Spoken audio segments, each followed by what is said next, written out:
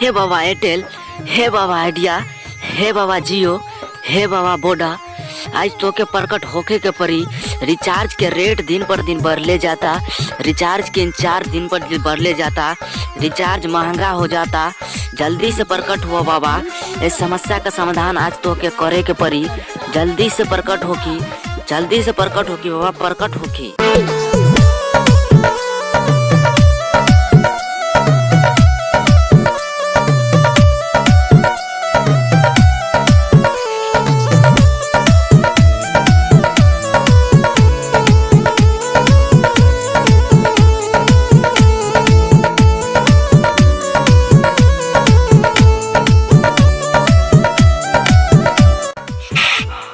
जल्दी बोलो, जल्दी बोलो, का कष्ट बा? जल्दी बतावा।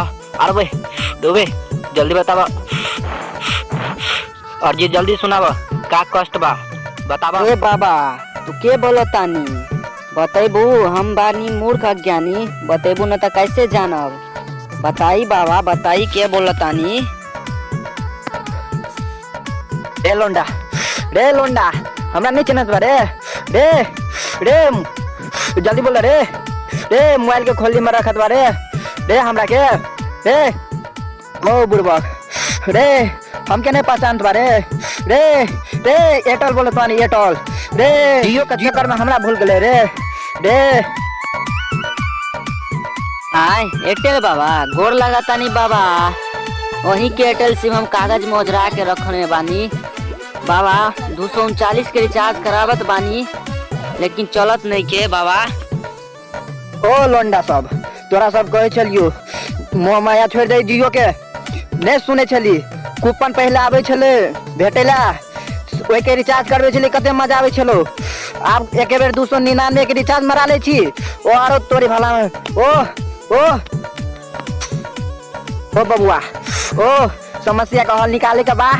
ओ तो जियो के निकाल दो। ओ एयरटेल पर ध्यान दो, तबे नया दिन आई। जल्दी करो।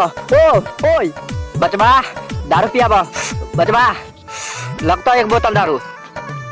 का हो बाबा, हमरा लग तो रिचार्ज के पैसा रहबे न करेला, दारू कहाँ से पियाई बाबा? दारू नहीं होई। ओ लंडा छोरा, दारू लगबे करी, ना लगी तो जाइए यहाँ से, जाइए। ठीक बा बाबा।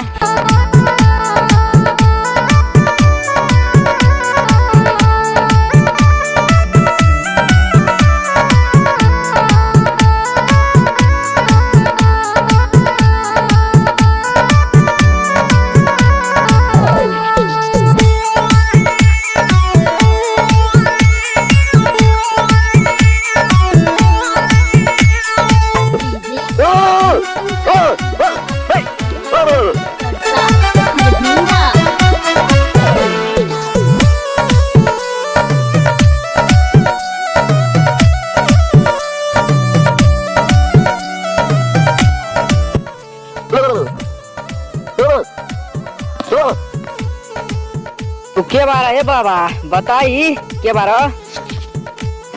आइडिया बोलत मानी, जियो चुत्तर के लाल कर देले बा। ओए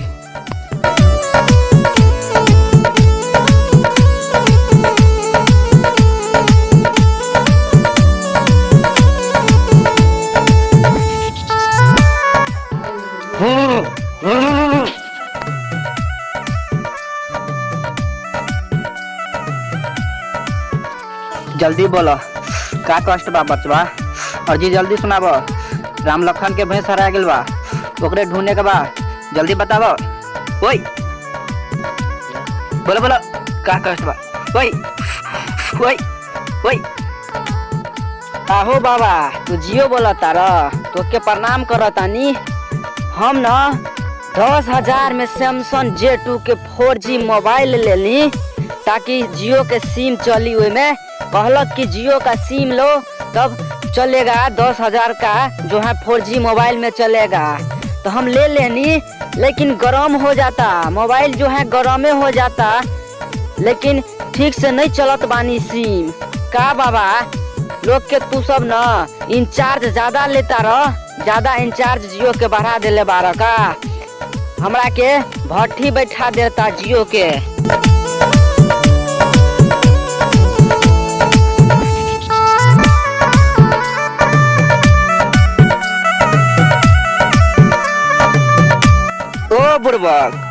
एगो फोन में दू टा सिम चलावत बा। एयरटेल के सिरौना तर में रख दो, आज का डिजिटल जमाना बा। जियो हीरो बानी, एगो फोन में दू टा सिम चलावत बा। गरम नहीं तो का होई रे? ए लोंडा, एगो मंत्र बोलत बानी, मोबाइल के फ्रिज में रख दो, मोबाइल ठंडा हो जाए रे। मोबाइल के स्लोटी पर आकर चूर दो। सुनाबो, जल्दी सुनाबो, गाबो जल्दी सुनाबो।